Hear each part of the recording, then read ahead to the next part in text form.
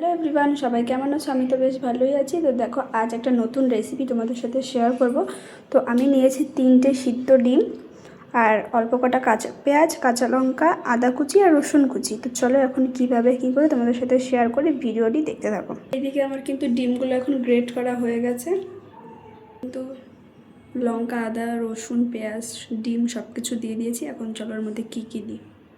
এর মধ্যে অল্প পরিমাণ দেবো 2 চামচ মতো ময়দা। দেখো 2 চামচ ময়দা দিয়েছি। আর দেব 4 চামচ বেসন। এই যে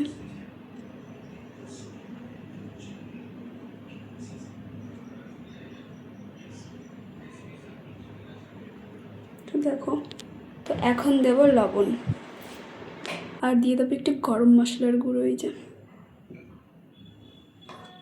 এটাকে হাত দিয়ে ভালো করে মাখিয়ে নিই। এদিকে কিন্তু আমার মাখানো হয়ে গেছে। তো দেখো, এদিকে কিন্তু আমার সবগুলো গোল করা হয়ে গেছে।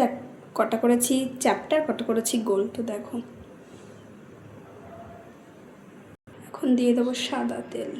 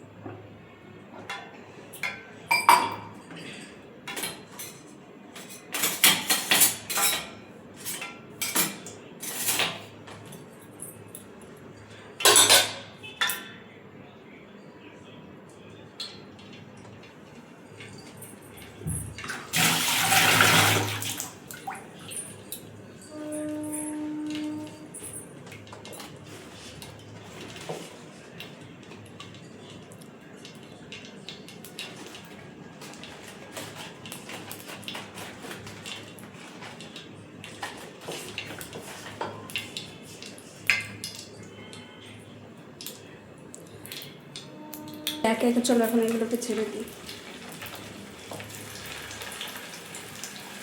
আমি কিন্তু এখন চ্যাপ্টাগুলো ছাড়ছি। এই যে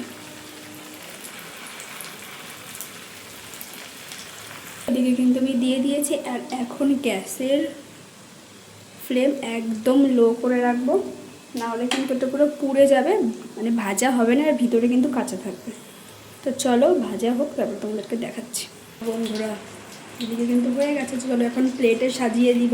তো দেখো, এইদিকে কিন্তু পুরো রেডি হয়ে গেছে। আর খেতে কিন্তু বন্ধুরা অসাধারণ হয়েছে। তোমরা কিন্তু একদিন বাড়িতে এইভাবে ট্রাই করতে পারো সন্ধ্যাবেলা। আর তোমাদের ভিডিওটি কেমন লাগলো অবশ্যই কিন্তু কমেন্ট করে জানাবে। তো চলো টাটা।